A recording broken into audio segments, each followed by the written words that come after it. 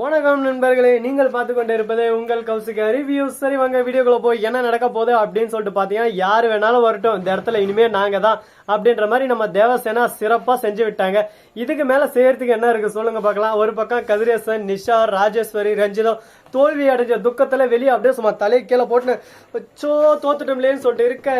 ராஜேஸ்வரி, என் பேத்தி என்கிட்ட வந்துருவா அப்படின்னு சொல்லிட்டு உன்னை நம்பிதான் அந்த கேஸை போட சொன்னா. ஆனா அந்த கேஸ்ல நீ தோத்துட்ட.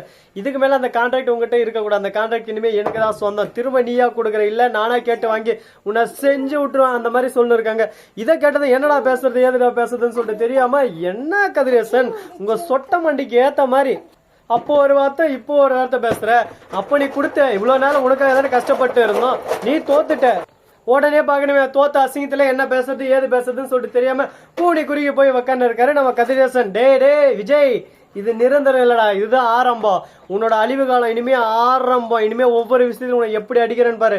டே இதுக்கு மேல என்ன அடிக்கிறதுக்கு என்னடா இருக்கு?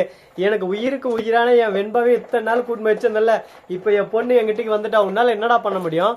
உன்னால ஒரு ஆரம் புடுங்க முடியாது. இதுக்கப்புறம் நான் தான் அப்படின்ற மாதிரி கெத்தா இருக்காங்க. வெண்பா வந்துன்னு போயிட்டு, நீங்க தாத்தாவும் இல்லை, நீ எனக்கு சித்தி இல்லை, இனிமே என்ன எக்காரணத்தை கொண்டும் பேத்தின்னு வந்துடாதீங்க. உங்களோட பிளான் எல்லாமே எனக்கு தெரியும். நான் உங்க வீட்டுக்கு வந்தா ஜோசியர் என்னால சொத்து வரும் அப்படி இப்படின்னு சொல்லிட்டு சொல்லிவிட்டு போயிட்டாரு. அவரோட மூட நம்பிக்கை நீங்க உங்களுக்கு சாதகமா பயன்படுத்துறீங்க. இதெல்லாம் எந்த விதத்துல இல்லையா? எங்க அப்பாவை தோக்கடிக்கணும், எங்க அப்பா அசிங்கப்படுத்தணும், எங்க அப்பா அவமானப்பட்டு நிக்கணும். இதுக்காக தான் நீங்க இவ்வளவு போராட்டம் போடுறீங்க. என் மேல இருக்கிற பாசத்தினால ஒண்ணும் இல்ல, எனக்கு எல்லாமே தெரியும். என்கிட்ட எந்த நடிப்பும் நடிக்காதீங்க அப்படின்னு சொல்லிட்டு மூஞ்சி மேல எப்படியே மூஞ்சி மேல சொல்லிட்டாங்க. இதுக்கு மேல பேசுறதுக்கு என்ன இருக்கு சொல்லுங்க பார்க்கலாம். வாய்ப்பே இல்லை. வாயை மூடிட்டு சைலண்டா இருக்கணும். பேச்செல்லாம் இல்லை, இனிமே வீச்சு தான் அப்படின்ற மாதிரி தான் ஒரு பக்கம் போயின்னு இருக்கு. சரி, முடிஞ்சு போயிருச்சு. இதுக்கப்புறம் இதை நம்ம பேச தேவையில்ல. இதுக்கப்புறம் என்ன நடக்க போகுது அடுத்து அப்படின்னு சொல்லிட்டு பாத்தீங்கன்னா, நம்ம விஜய் இருக்காருல, அவர் வந்து தரமா சிறப்பா ஒரு சம்பவம் செய்ய போறாரு. என்னன்னு சொல்லிட்டு பாத்தீங்கன்னா, கோர்ட்டுக்கு வெளியே வந்துட்டாரு. ஆனா நம்ம கதிரேசன் கொஞ்சம் ஓவரா பேசினிருக்காரு. அடிங்கன்னு சொல்லிட்டு சட்ட காலரை பிடிச்சி அப்படியே சும்மா உழுக்குன்னு உழுக்குறாரு. கதிரேசன் அப்படியே மயங்குறாரு. ஒரு பக்கம் சொல்றாரு, அப்படியே கீழே உந்துருவாரு போல. ஏப்பா விஜய், வயசான தாத்தாப்பா, அவர் கொஞ்சம் இது பண்ணுப்பா, எப்படிப்பா நீ குழுக்கெல்லாம் தாங்குவாரு அப்படின்ற மாதிரி ஒரு பக்கம் கலாய்ச்சி விட்டுறாங்க.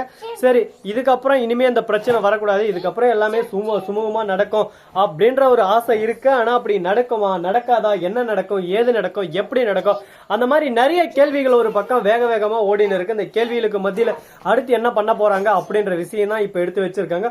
பாப்போம், என்ன வேணாலும் நடக்கலாம், ஏது வேணாலும் நடக்கலாம், எல்லாமே நல்லபடியா நடந்துடும் சொல்லிட்டு கடவுள் மேல பாரத போட்டு நாம வழியில கறந்துகிட்டு போயிட்டே இருக்கணுங்க. சரி, முடிஞ்சதெல்லாம் முடிஞ்சிருச்சு. இதுக்கப்புறம் நம்ம அதை பத்தி பேச வேண்டிய அவசியம் இல்லை.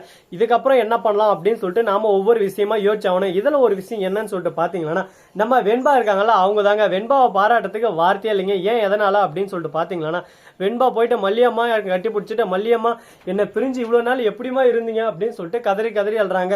அவங்க அழுறத பார்த்தா நமக்கே ஒரு பக்கம் கஷ்டமா இருக்கு. என்னடா இது இந்த அளவுக்கு ஒரு பக்கம் அம்மாவும் பிள்ளையும் பிரிச்சு வச்சிட்டீங்களா, அந்த பாவம் உங்களை சும்மா விடுமாடா, சும்மா விடுமா அப்படின்னு சொல்லிட்டு கேட்டா, சும்மா விடுதோ காசு கொடுத்து விடுதோ அது உனக்கு பிரச்சனை இல்லை, எங்களுக்கு பிரச்சனை, நாங்க பாத்துக்கிறோம் அப்படின்னு சொல்லிட்டு தென்னாட்டுல திமிர ஆங்காரமா ஒருத்தர் சிதிக்கிறான். தம்பே சிறி பழங்க வரவே கூடாது, சதைச்சிருவேன் அப்படின்ற மாதிரி பேசிட்டு இருக்காங்க. இதுக்கப்புறம் என்ன பண்ண போறாங்க ஏது பண்ண போறாங்கன்னு சொல்லிட்டு தெரியல. ரொம்பவே ஒரு பக்கம் பரபரப்பா போயின்னு இருக்கு.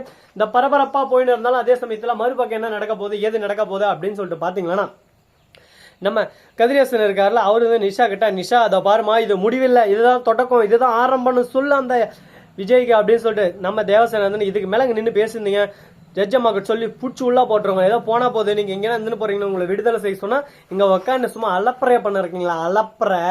அலப்பறையெல்லாம் இங்க பண்ணக்கூடாது, வேற எங்கன்னா போய் பண்ணுங்க அப்படின்னு சொல்லிட்டு திட்டி விட்டாங்களா.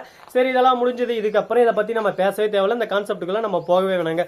இதுக்கப்புறம் என்ன பண்ண போறோம் ஏது பண்ண போறோம் அப்படின்னு சொல்லிட்டு பாத்தீங்களா, நம்ம மல்லி இருக்காங்களா, அவங்க வந்து அரவிந்துக்கும் மறுபக்கம் ரஞ்சித்துக்கும் கல்யாணம் பண்ணோம் அப்படின்னு சொல்லிட்டு பேசின்னு இருக்காங்க. என்ன மல்லி சொல்ற அப்படின்னு சொல்லிட்டு, அரவிந்தோட வாழ்க்கையை ஸ்பாயில் பண்ணலான்னு பாக்குறேன்னு சொல்லிட்டு விஜய் கேட்க, ரஞ்சித் எல்லாம் நல்லவதான், அவன் சேர்ந்து இருக்கிற சேர்க்க சரியில்லை, அரவிந்த பத்தி எனக்கு நல்லாவே தெரியும், அரவிந்துக்கு ஒரு சைடு லவ் இருக்கு ரஞ்சித் மேலன்னு சொல்லிட்டு சொல்றாங்க.